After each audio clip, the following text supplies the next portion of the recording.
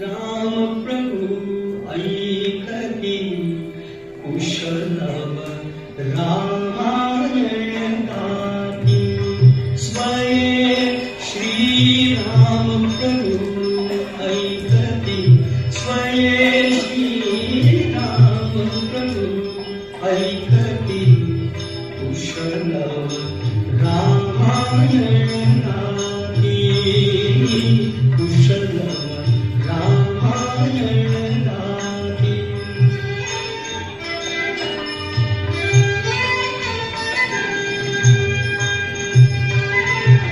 कुमार दोघे एक वयाचे सजीव पुतळे रघुरायाचे कुमार दोघे एक वयाचे सजीव पुतळे रघुरायाचे पुत्र सांगती चरित पित्याचे पुत्र सांगती चरित पित्याचे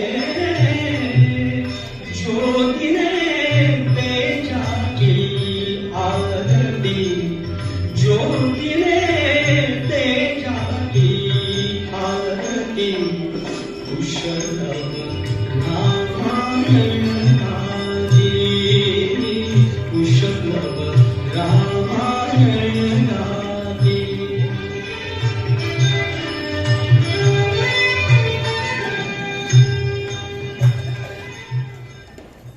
दशरथाने यज्ञाश्वसवला. एका संवत्सरानंतर तो यज्ञ अश्वकर झाला. राजा दशरथाच्या विनंतीनुसार ऋष्यशृंगाने यज्ञ मांडला आणि एका शुभवेळी त्या यज्ञ ज्वालेमधून एक रक्तवर्ण महापुरुष निर्माण झाला. तो महापुरुष म्हणजे साक्षात अग्निदेव होता आणि तो अग्निदेव आपल्या दुंदुभीसारख्या कणखर परंतु अतिशय मधुर अशा साराने दशरथाला सांगू लागला, दशरथा घे हे पायसदा. दशरथा दशरथा घे हे पायसदान पायसदान दशरथा घे हे पायसदान पायसदान तुझ्या यज्ञी प्रगट झालो तुझ्या यज्ञी प्रगट झालो हा माझा सन्मान दशरथा दशरथा दशरथा घे हे पायसदान पायसदान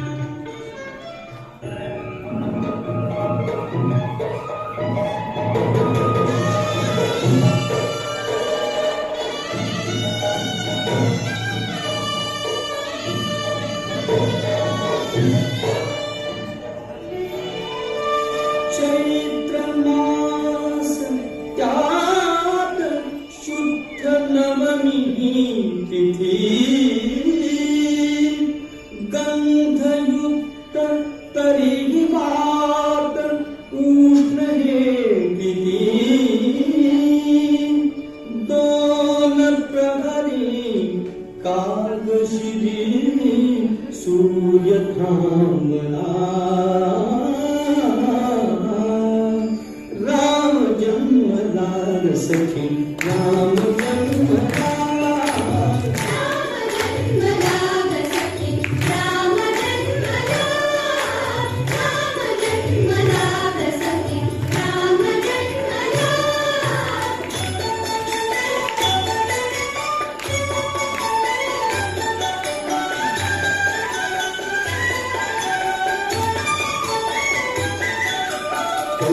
कौसल्याराणी उघडी मोठे तिथून जाय माग सदा पुत्र दर्शन ओघळे आसुसुके कंठदाटना ओघळे आसुसुके कंठदाटना राम जन्मला सखी राम जन्मला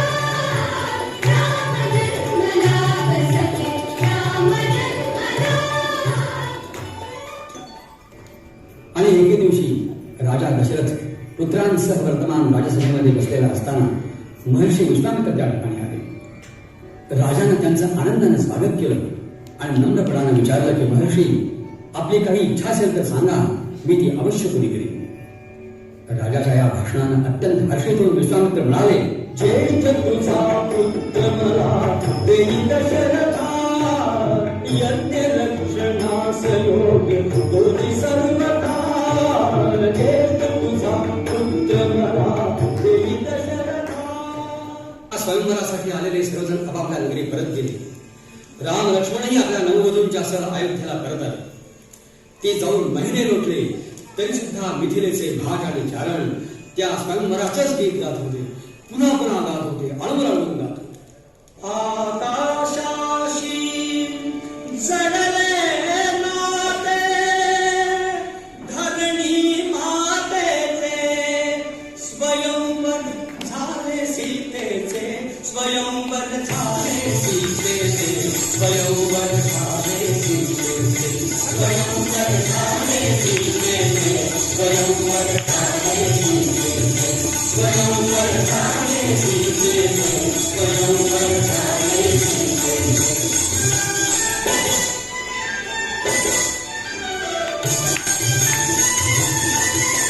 श्रीरामानी सहज उचलिले धनुशंकराचे, पूर्ण जावले जगत्कृपाचा देव मंत्रीचे. श्रीरामानी सहज उचलिले धनुशंकराचे, पूर्ण जावले जगत्कृपाचा देव मंत्रीचे. उभे ठाकले भाग सावळे समोर लिहिते, उभे ठाकले भाग सावळे समोर लिहिते. स्वयंवर झाले सीतेचे, स्वयंवर झाले सीतेचे, स्वयंवर झाले सीतेचे, स्वयंवर झाले सीतेचे. श्री रामचंद्र अयोध्यापदी होणाऱ्या वार्तेने सगळीकडे आनंद बसले. प्रजाजन आनंदोत्सवात मग्न होऊन गेले. परंतु नेमक्या ह्याच वेळेला मंथरा नावाच्या एका दुष्ट कुरड्या दासीच्या मनामध्ये काही भयानक विचार आणि आपल्या मनामध्ये हे विचार तिने कैकेच्या मनात धरवास सुरुवात केली. ती कैकेला म्हणते की कैकेयी, वास्तविक हे तुला समजायला हवं की ज्या वेळेला तुझा भरत आचवले गेला या अयोध्येमध्ये नाही, अशी नेमकी वेळ साधून दशरथ रामाला राज्याभिषेक करतो आहे, तेव्हा यामध्ये काहीतरी काळ बरे असलं पाहिजे. वास्तविक राज्य तुझ्या भरताला मिळालं आणि राम इथून दूर होणार जावा टळावा हे दृष्ट नाही. तुला स्वतः हे कळत कसं नाही? तू इतकी मूर्ख कशी? मंथरेचे हे भयंकर विचार प्रथम कैकेयीला आवडले नाही, दुसरे नाही. परंतु मंथरेने आपली चिकाटी काही सोडली नाही आणि तिच्या चिकाटीला इतकं भयानक फळ लवकरच आलं की मंथरेचे म्हणून ते विचार होते ते जणू काही आपले स्वतःचेच विचार आहेत असं वाटायला लागून त्या विचारांच्या मनस्वी आहारी जाऊन कैकेयीनं दशरथांना बळावून आणलं आणि त्यांनी तिला दिलेल्या 2 वरांची तिनं आठवण करून दिली आणि क्रुद्ध आवाजात त्यांना ती बजावू लागली. मोडू नका वचनास नाथा, मोडू नका वचनास, मोडू नका वचनास नाथा, मोडू नका वचनास. आणि दशरथांच्या मस्तकावरून आकाश कोसळण्यासाठी ते खाली बसले आहेत. अशा वेळेला कैकेयीने रामाला बोलावणं पाठवलं. योग राज्याभिषेकासाठी सिद्ध असलेल्या श्रीरामाला घेऊन सुमंत कैकेयीच्या मंदिरात राजा दशरथ म्लान वदन आणि अबोल अवस्थेमध्ये खाली मान घालून बसलेला पाहून श्रीरामा आश्चर्याचा धक्का बसला. त्यांनी डोळ्यांनीच कैकेयीला त्याचं कारण विचारलं. तिनं सर्व प्रकार निवेदन केला आणि अंतिम म्हणाली की तुला प्रत्यक्ष सांगण्याचा त्यांना धीर होत नाही, परंतु राज्य भरताला मिळावं आणि तू 14 वर्ष वनवासाला जावंस अशी त्यांची इच्छा आहे. यावरही राजा काही बोलला नाही. तेव्हा त्याचं मौन हीच त्यांची संमती असे समजून राम आनंदाने मनात जायला तयार झाला. अभिषेकोत्सवाच्या आनंदावर एकाएकी विरजण पडले. झालेला प्रकार आपल्या मातेला कौसल्याला सांगावा म्हणून राम लक्ष्मणासह तिच्या मंदिरामध्ये आला. कौसल्या अतिशय आनंदामध्ये शुभ्रवेश परिधान करून आज्ञेला माहिती देते. राम येताच ते हर्षित झाले. रामाने बसावा म्हणून कौशल्यानं आसन पुढे केले, परंतु राम बसले तर राहितच. पण त्यांनी पित्राज्ञेनं आपण वनवासाला निघालो आहोत ते आईला सांगितले. कौसल्या हतबुद्ध झाली. कैकेयीचा हट्ट, राजा दशरथाचं वरदान आणि श्रीरामाचं कठोर कर्तव्य पालन कशा कशाचाच तिला बोध नाही. श्रीरामाला हृदयाशी टोचाळून आर्त स्वराने ती म्हणते आहे,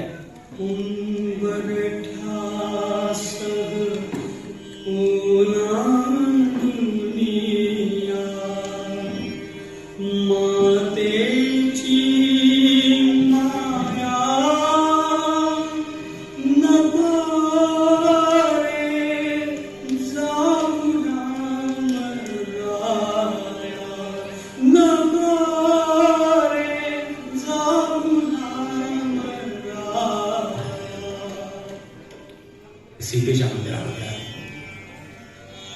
तिला त्यांनी सर्व प्रकार निवेदन केला आणि शेवटी वनात जाण्यासाठी निरोप मागितला. निरोप हा शब्द ऐकताच ती महापतिव्रता सीता उदास हसली आणि म्हणाली, निरोप कसला माझा घेता, जेथे राघव तेथे सीता. निरोप कसला माझा घेता, जेथे राघव तेथे सीता.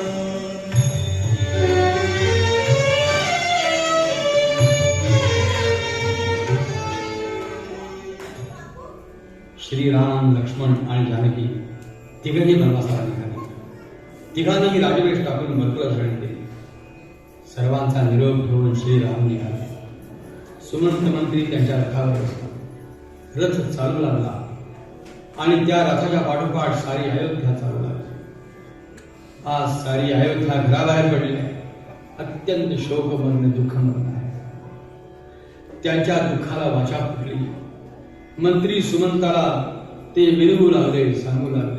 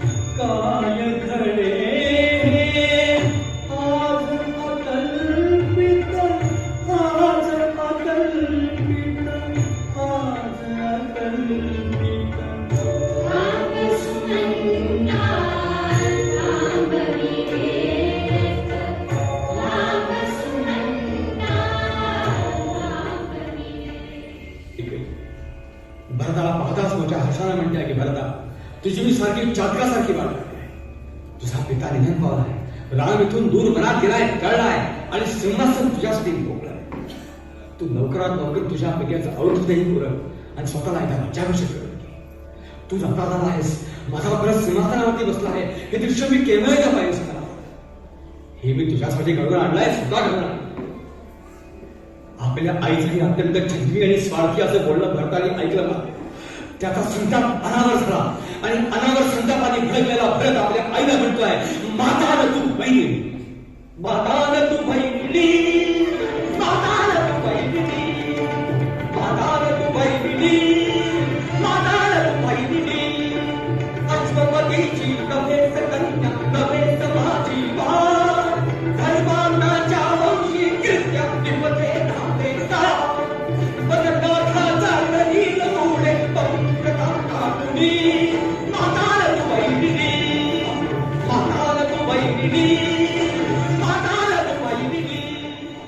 सीतेच्या हट्टासाठी श्रीराम धनुष्यबाण घेऊन त्या मृगाचा मागोवा घेत होते. रामांचा बाण वर्मी लागताच तो मायावी मारीच हा सीते हा लक्ष्मणा धाव धाव असं मानवी वाणीनं ओरडला. तो साध श्रीरामांच्या साधासारखाच होता. त्यामुळं इकडे पर्णशाळेमध्ये सीतेच्या शरीराला कापरं झालं. श्रीरामानाच काहीतरी अपघात झाला असावा ह्या कल्पनेनं तिने लक्ष्मणाला त्यांच्या हृदयात पाहिलं. आश्रमात ती एकटीच उरली. ती संधी साधून यतिवेश धारण केलेला रावण पुढं झाला आणि थोड्याच वेळात त्यानं आपला खरा हेतू प्रकट केला. तो तिच्याशी लगट करू लागला तेव्हा ती महापतिव्रता मैथिली त्याला कातर स्वराने बजावू लागली. याचका थांबून पोटारा, याचका थांबून पोटारा, घननीळाची मूर्त बीज मी नकोस चालू थांबून पोटारा.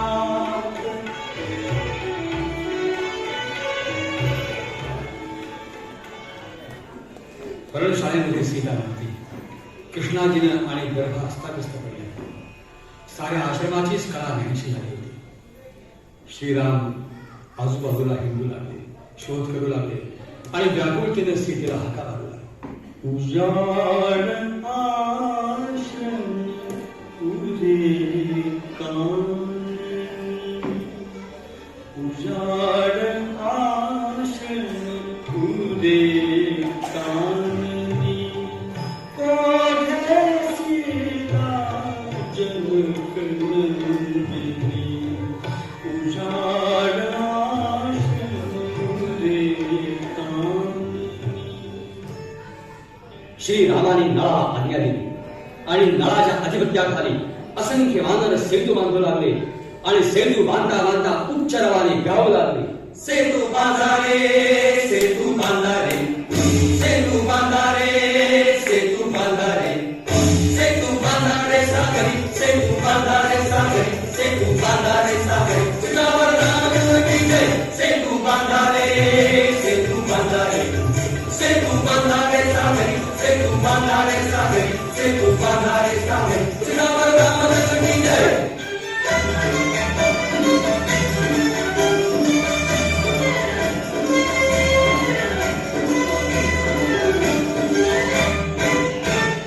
गिरिराजांचे देवती कळली, गजांत साध्या शेण उचलली.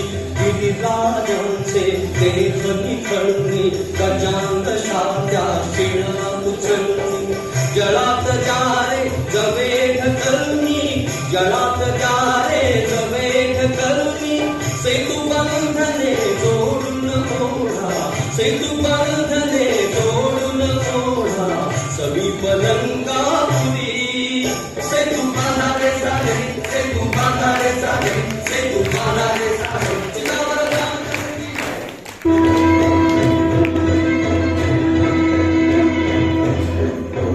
नभा भेटुनी नाद चालले, शंख तुंदुवीचे चालले, शंख तुंदुवीचे.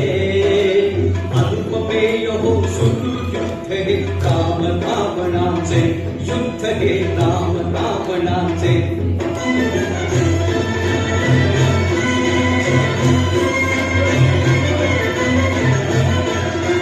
सशंख राक्षस गणतो दिसला, कृष्ण खनावर बला कमाला. मुखातुनी शतकरचे चपला, गणागणावर कोसळले तो पाऊस बाणाचे. अनुपमेय हो सुरू युद्ध हे राम रावणाचे, युद्ध हे राम रावणाचे.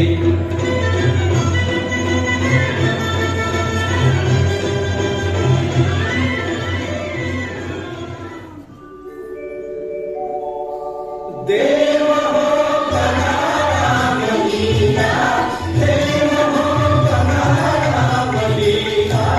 तू